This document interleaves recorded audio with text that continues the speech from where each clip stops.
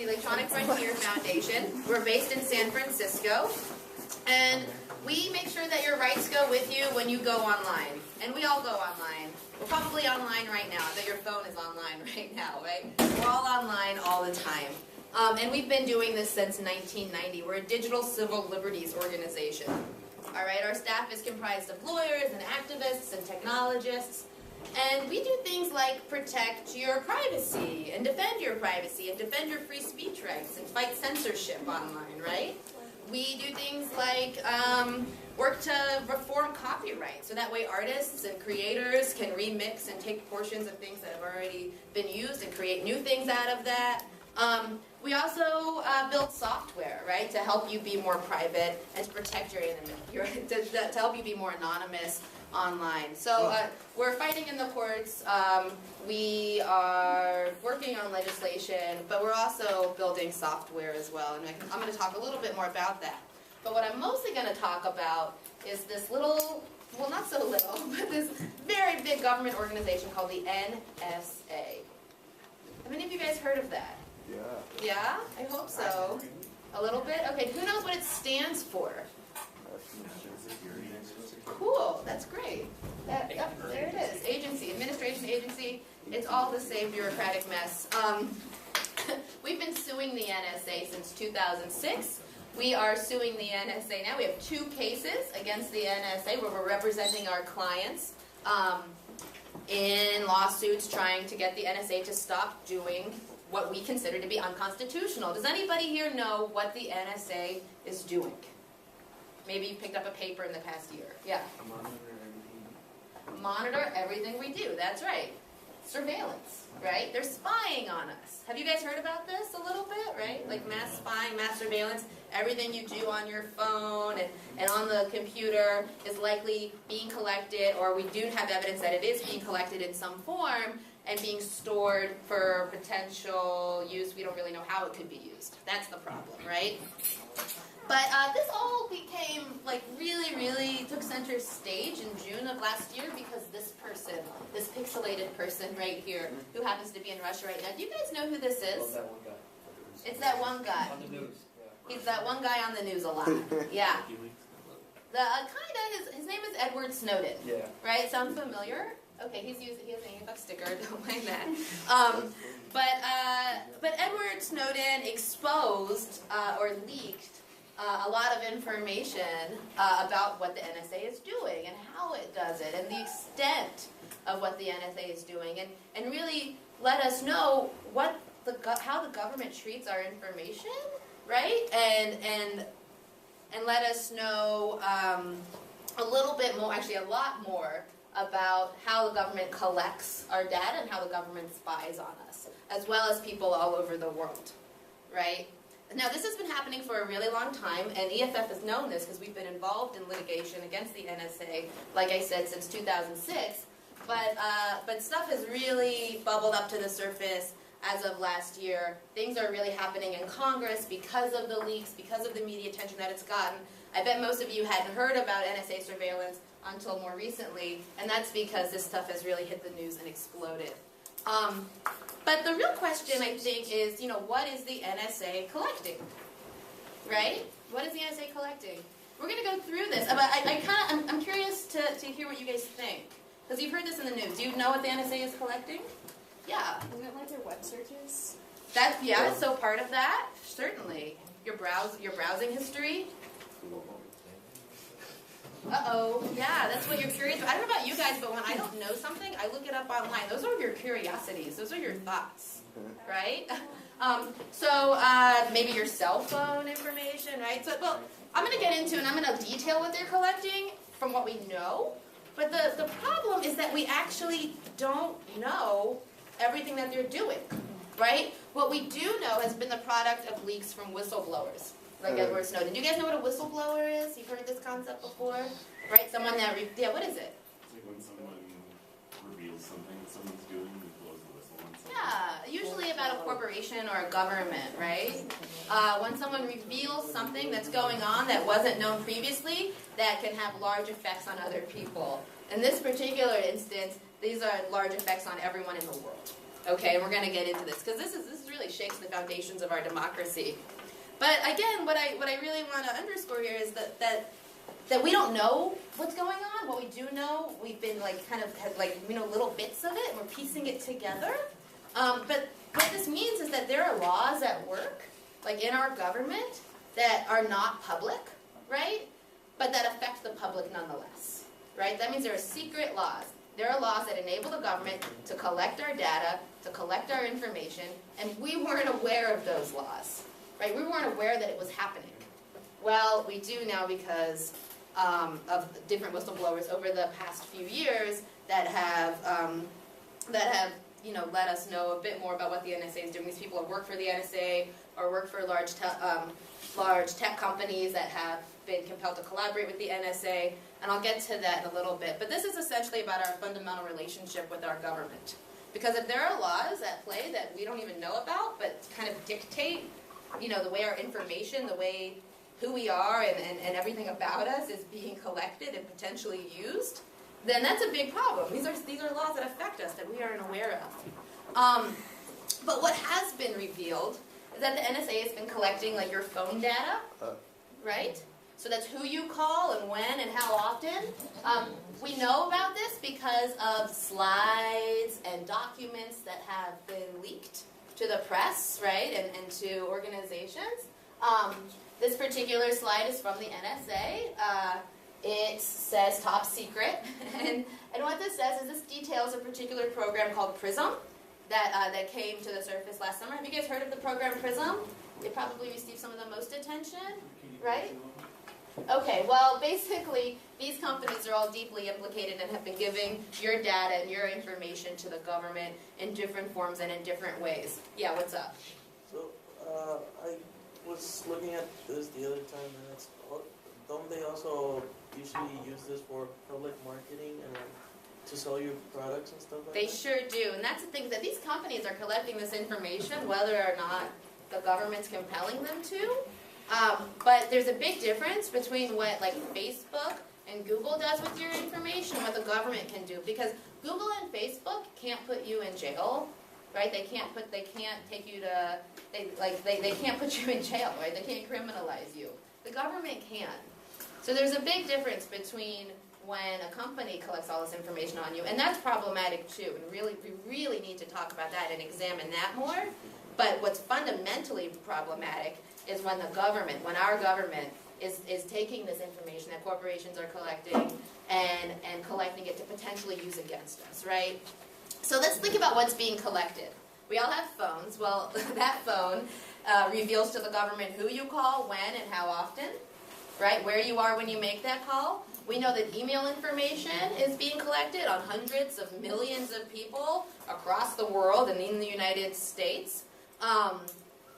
And, just to be clear, this isn't just like 50 people or 100 people or 5 people or some people that are suspected. These are hundreds and hundreds of millions of people, right? There's a big difference between like collecting the email information of a suspected person and of like everyone in the world. Yeah?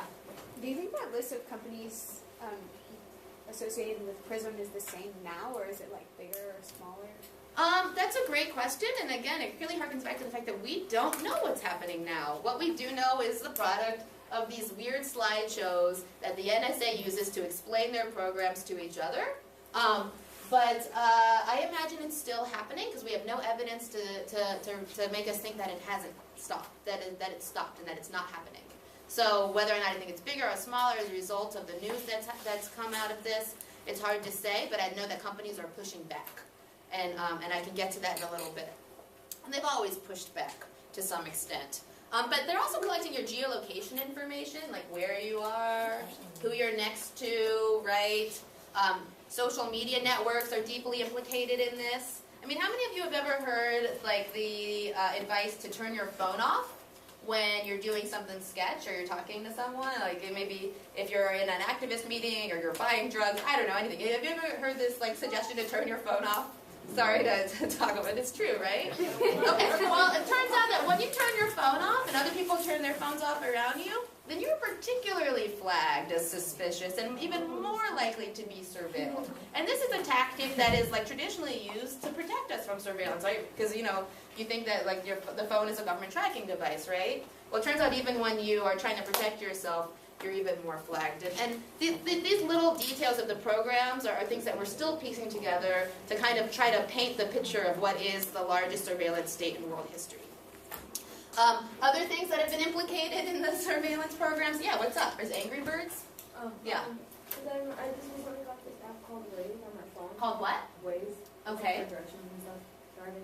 And then it told you to agree to the conditions and terms, and I was reading and it said it could look through your contacts and Yep. it could turn on the surveillance. Totally. Yeah, so how many of you guys, when you download a game or an application on your phone, you agree to the terms of service, right? That says you can access all of my information and you can see where I am and whatever. It's super great because now I get to play Angry Birds or now I get to get better driving directions, in exchange for this free app. Well, it's not free because what you're paying for is your privacy, right? You're exchanging your privacy, you're exchanging your rights in many ways for this free service. And it might seem like it's not affecting you now, but we really need to imagine and do some vision building and think about, what can they do with this information? What are they already doing with this information that we don't know about? How will they use this information in the future as they begin to build a file on each and every one of us as they collect it? So games like Angry Birds, it was revealed, is spilling out location information, right? And NSA has been collecting that from these games. As soon as this was revealed, some hackers quickly changed the website to say spying birds. They did it within an hour or something. Candy Crush Saga was also implicated in this. Turns out they're giving information to the NSA as well. How many of you guys play Angry Birds or Candy Crush Saga? I don't. You used to. Some of you, maybe your parents do or something. Okay. So I just really wanted to paint a picture of how deep these, like the data and the technology that we use, like how that really offers a backdoor to the government that can compel companies to give all of your information to them. So the companies might be collecting this information to give tailored advertising to you. Have any of you guys ever received an ad or seen an ad that's super creepy because it's exactly what you were talking about in your email, or like reflecting on your search terms, these contextualized ads? Yeah, can you give me an example? The size of the page shows what I searched. Totally, that happens to me too. Anyone else have this experience of contextualized ads? Yeah? Yeah, so I like to read philosophy books because I'm kind of a big geek, and I always get advertisements on the side of my Facebook trying to sell me philosophy t-shirts, whatever those are. And I think that's super weird. Just real quick, the NSA is real, but yeah, and this is and I say it's real because it's unreal to me how insane their spying program code names are, right? These are just a small handful of some of the very ridiculous spying code names that they use to define their programs. Evil Olive, Egotistical Giraffe. These people that work at the NSA are literally talking to each other about oh, are you working on Egotistical Giraffe? I'm working on Evil Olive, right? They are using these code names to talk about their spying programs. This is a surveillance state. Muscular, Dishfire. These are all the names of programs that they're using. Dishfire, by the way, is the program that is being used to collect over 200 million text messages a day. Okay, and we actually don't know why or what criteria they use to collect them. So, I think anything's game, it seems like. We're not really sure. We also know that NSA and GCHQ, which is the equivalent of the NSA in England, that they exchange data. The NSA in the U.S. are not the only country that's doing this. They work together with other countries. What's up? Wait, so from this, the ones that this fire is the text messaging. Which one is the one where they actually listen to your conversations? That's a great question. They kind of all work it's kind of a web of different programs that allow them to collect. And it's not listening into your conversations, but it's collecting data about your conversations, and I'm going to get into that in a little bit. I'm not sure exactly which program is specifically tailored to monitor your conversations, but they all give a little piece of that to paint a larger picture that kind of creates this surveillance state that I'm talking about here. Okay. So this is just EFF's logo, just a background to let you guys know a little bit more about what we do, right? So at EFF, like I said, we've been at it for a long time. What we do is we work to change and challenge and stop policies that we see as fundamentally detrimental to our basic rights as they intersect with any form of digital technology, right? So this isn't just about like spying and privacy, but like I also mentioned before, like copyright and being able to like find music online and not be, criminalized for doing that, or even use a piece of another person's music or art in your own and not be criminalized for doing that. This includes drones and domestic drones. Who here knows what a drone is?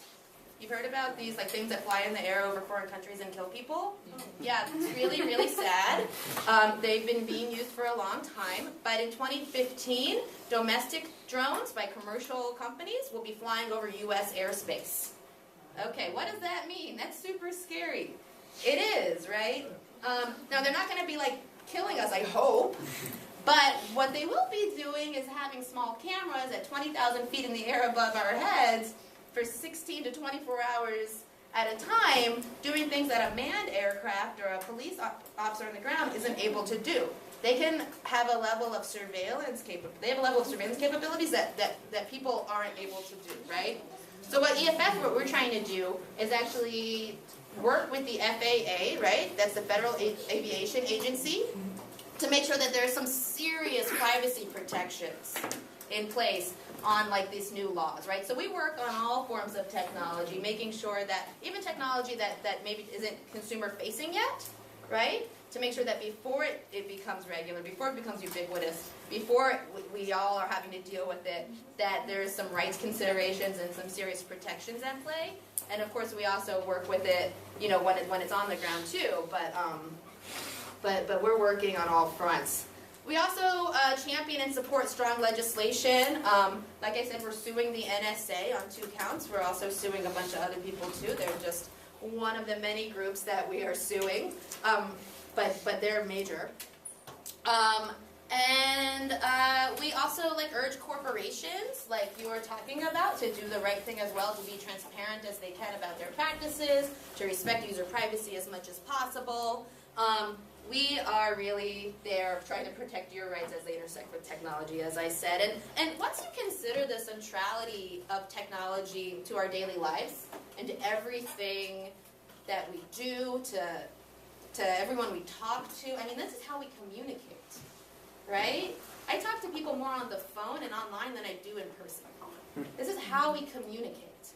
Once you realize how much we depend on our technologies just to know each other, you see how important it is that our rights adapt with us. As technology adapts, as technology advances, we need to be sure that our rights are going with that advance, right?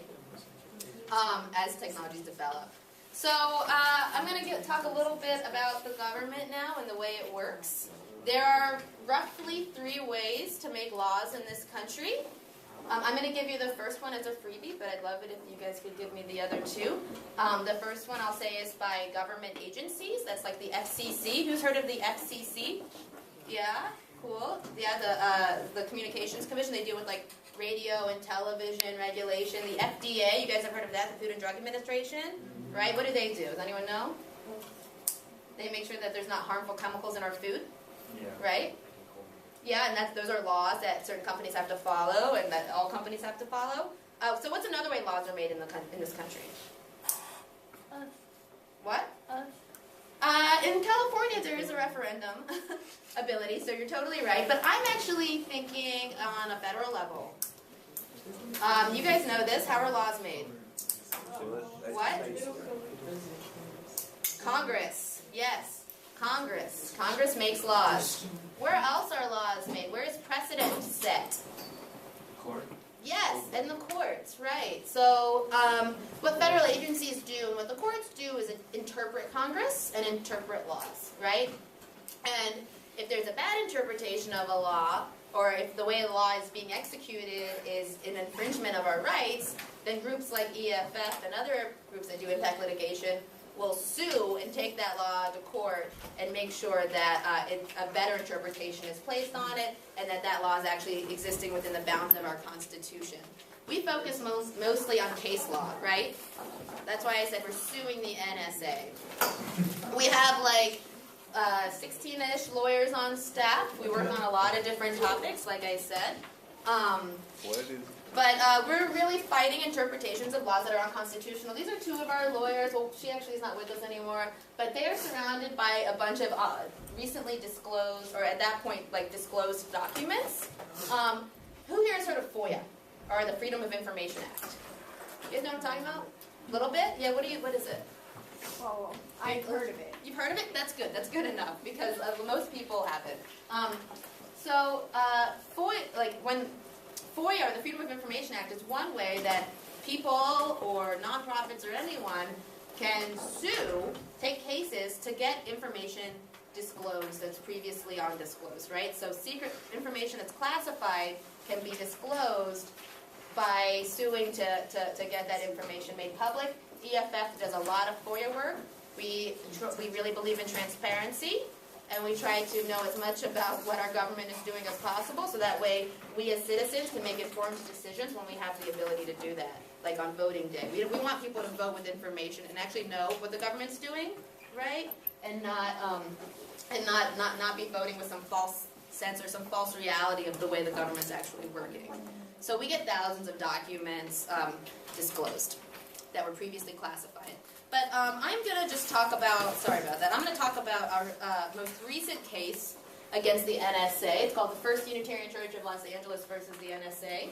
And we are representing 22 very diverse organizations that are suing the NSA.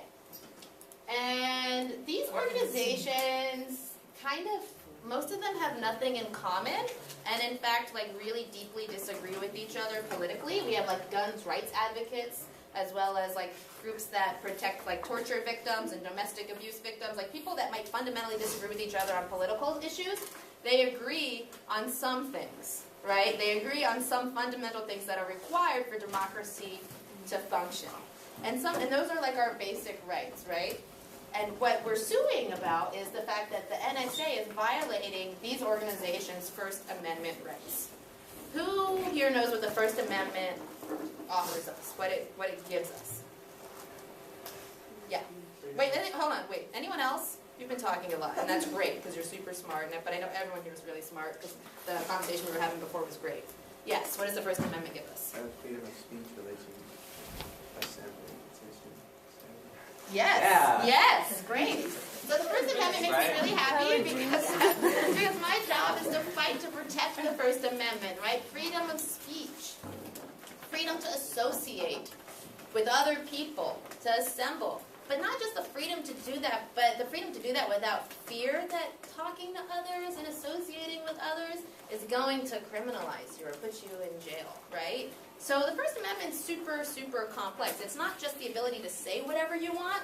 It's the ability to say whatever you want without being afraid to say it as well, right? Without knowing that someone is listening to you that could potentially criminalize you for saying that. It's one thing to be able to say whatever you want. It's another thing to be able to say whatever you want without being afraid. So these organizations have all filed suit against the NSA with us representing them on the claim that the NSA is violating the First Amendment right of association in the unconstitutional mass collection of all of our communications records, right? The NSA claims that it's authorized to do this under a section of the Patriot Act. You guys have heard of the Patriot Act before? Yeah? Can anyone give me a little background on it? It goes back over 10 years now. Yes. Let's hear it. Patriot Act basically was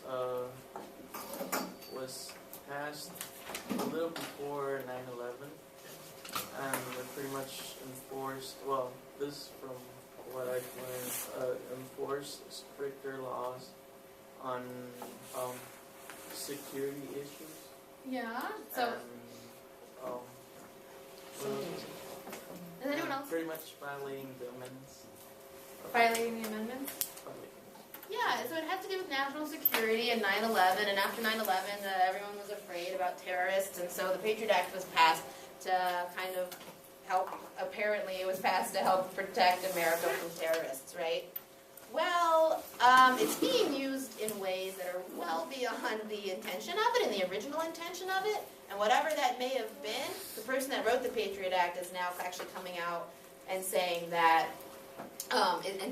it's being broadly misinterpreted and misused, and I'll get into that in a little bit. But essentially, a section of the Patriot Act is what is being used, is what the NSA is using to justify this bulk and mass collection and the surveillance state that they that they've enacted. And in fact, what they're doing is unconstitutional, right? We're dealing with constitutional law here. So yeah, our clients challenge the legality of this. And I think a little history really helps to shed light on this, right? The First Amendment right to association, the freedom to association, dates back to a 1958 Supreme Court case, okay? And 1958 was before the Civil Rights Act passed. Who knows when the Civil Rights Act passed? 63, 64, right? You guys know this? Okay, cool. So 58 was before that, before a lot of those like really important, celebrated, essential laws that passed existed. That meant there were a lot of racist laws on the books around the United States. Well, in Alabama, the NAACP was being compelled by the state of Alabama to hand over its membership lists, right? This case went to the Supreme Court, and the Supreme Court ruled that it was a violation for the state of Alabama to demand that the NAACP hand over a list of its membership to law enforcement. And like I said, this was before most of our cherished civil rights laws were in the books. And there were super racist laws in Alabama that if the state had had a list of the members, of people that were a member of the NAACP, you guys know what the NAACP is? Yeah? So if they had a list of people that were associated with NAACP, they could have used a number of tactics to put those people in danger and criminalize them. Okay, because they didn't have the same protections that other people had. So the Supreme Court ruled that that giving access to their membership lists was a violation of their First Amendment rights, and we are fighting to uphold that constitutional right. Okay, in light of new technologies, and that includes the technology that the NSA has to monitor and spy on us. You know, you have to be able to associate with people and talk to people and have meetings, right, without being afraid that those meetings that you're having and those people that you're associating with is putting you and those other people in danger. So the collection and analysis of our phone records and what the organization that we're representing say is that the collection and analysis of our phone records provides the government a broad window into our associations, right? Like the government knows now who's a member of these different organizations and when they meet and things like that. These are associations that we have the constitutional right to protect from the government. So to take this back to our case, by getting a list, like I said, of our clients' calls and records, the NSA is obtaining a membership list of our organizations. And some of these organizations represent victims of torture. They represent migrant workers that are part of an informal economy. Right? People, they represent political refugees or victims of domestic abuse and violence, okay? When these people found out that the government was spying on them and collecting all of their information, they stopped organizing and going to meetings. They stopped associating with people. They stopped doing the work that they were doing to maybe advocate for better laws that would allow children of immigrants to have the same rights as children in the United States of people who are not immigrants that can go to any university they want, right? There's a lot of advocacy. Like we're still, in the U.S., we're still pushing for new laws and better laws that like we're not there yet, right? We're still working on it. And these people were involved in campaigns and stuff, and they stopped going to meetings. They stopped working towards their political organizing, or even any help that they were seeking. Say they were victims of torture in another country or political refugees. They stopped coming out. They were afraid. Okay. You know, they stopped continuing their work. So this interpretation of the section of the Patriot Act came from a secret court. Okay, who here knew that there's a secret court in the United States? Anybody? No, because it's secret. It's totally